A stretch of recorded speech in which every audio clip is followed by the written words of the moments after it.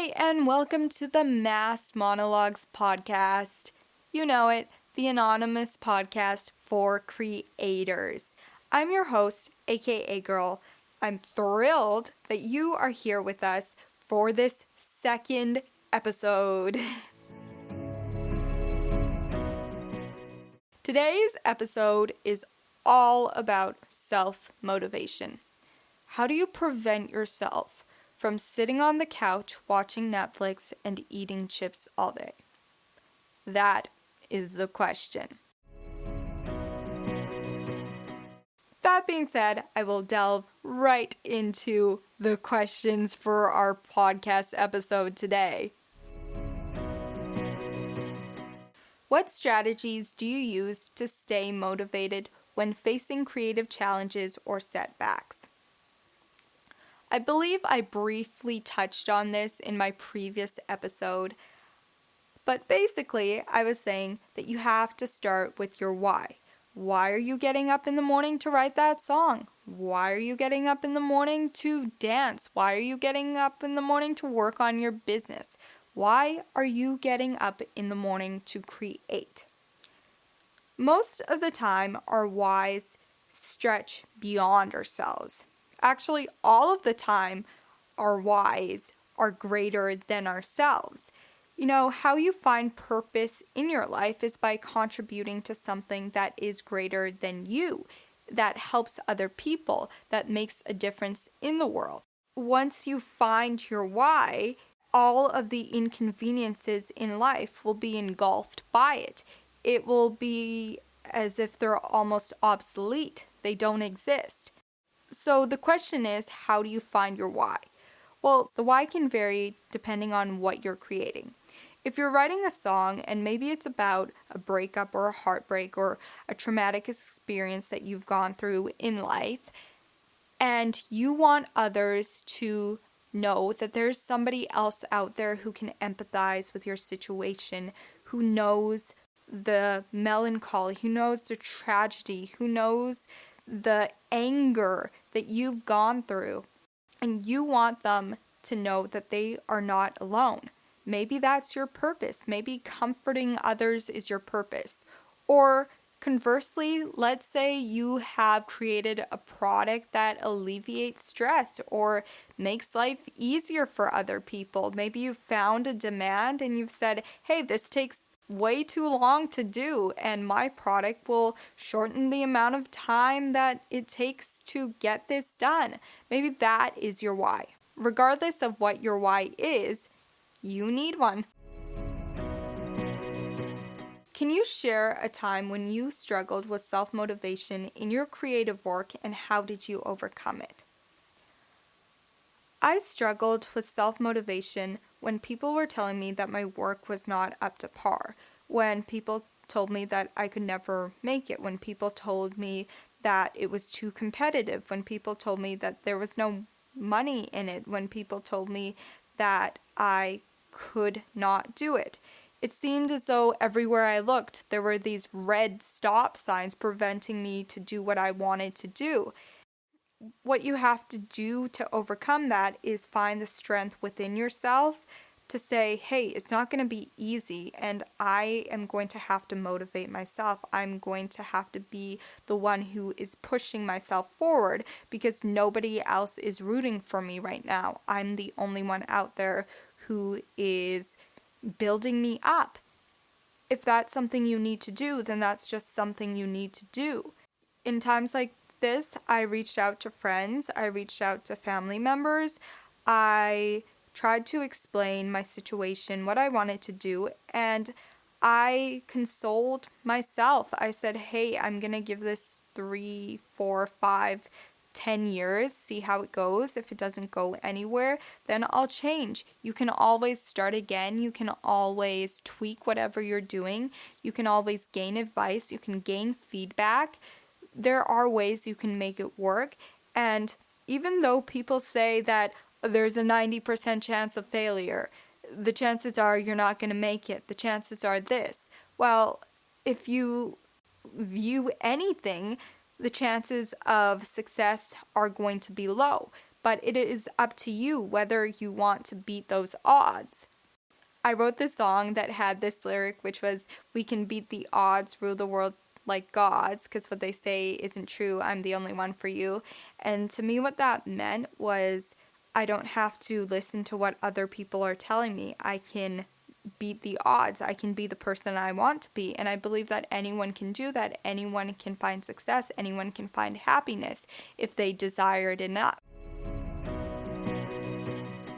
How do you maintain momentum and discipline in your creative practice, especially during times of low inspiration? You maintain momentum by doing what you don't like doing. Say you don't feel like dancing today and you're just not up to it. I don't know, maybe you were in a mood, you were upset, you didn't get enough sleep, you didn't eat, whatever it may be. Think of it as an excuse for you not to do what you're supposed to do. And excuses prevent us from accomplishing what we want to accomplish. So how you can build momentum is just to be honest with yourself, is to realize that if you don't put in enough work into something, it won't get you where you want it to go. And don't lie to yourself, because a lot of people do it where they'll be like, "Oh yeah, I did that," when in reality, you sort of half did it, or you just weren't invested into it, and that will alter your outcome. It will make the difference between, 100% and an 80%. It will change everything. So if you can be honest with yourself and you can say, "I have to do this," and maybe create a schedule, maybe create a calendar, get an accountability partner, someone who will hold you accountable.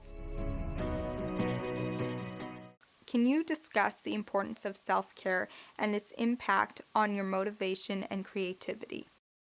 I believe that you do need self-care to some extent, and self-care in the sense that you need to know what you want. You have to define it for yourself. You have to be willing to change. You have to be willing to learn. And whatever you need to do that creates a conducive environment for you to get the things that you need to get done is a priority. If getting a good night's sleep will help you create a better podcast episode, then get a good night's sleep. That is good self-care. If taking a long, hot shower each day gets your mind off of any stresses and enables you to have a clear state of mind, then why wouldn't you do that? When it comes to creative output, I think of efficiency. So say you work a ridiculous amount of hours a day and you're not getting enough sleep. Maybe if you just took a couple of hours and got that sleep, you'd be able to work faster and more efficiently than elongating all this time and giving yourself more time to do something. Maybe you're doing it at a slower pace than you would if you reduce the amount of time that you had. And what I've noticed is when I don't sleep, it is exceedingly difficult for me to get any work done. It's almost as if I have to tell myself to go back into bed, take a nap for an hour or 2 hours, get that sleep, and then go back to what I'm doing. Because the truth is that when I'm tired, I'm not good at the work that I do. I don't produce the same quality of work that I would if I had a good night's sleep and I could put 100% of my focus onto something. It just won't work for me. So sometimes you have to prioritize self-care. Sometimes you have to say, I need to take a step back so I can view the entire picture, and then that allows you to take 2 steps forward. How do you celebrate your achievements and milestones in order to sustain motivation over the long term? I believe that it is good to celebrate the small wins, because when you're working towards this goal that seems so far out of reach, all you have to hold on to are those small wins. Maybe it's a win such as getting up and just showing up for yourself. Maybe it's going to the computer and writing 2 pages, 3 pages, maybe that's a win for you because it's better than you doing nothing. And there's a compounding effect. Eventually, all the habits that you do on a daily basis will add up to something either extravagant or something detrimental. It is all up to you. That is your fault. That is your good doing. How do you balance the pursuit of personal passion projects with the demands of external obligations or client work? This applies to anyone who has a job, who's in school, and is pursuing a passion project. I would say delegate as much time to that project as possible.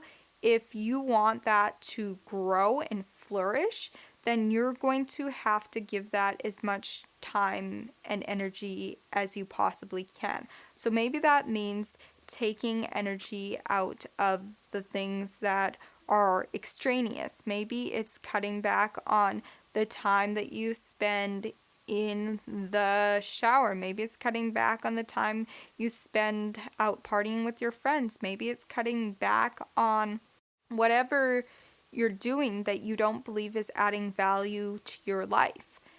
And you can cut those things back, and then you have more time to focus on the passion project.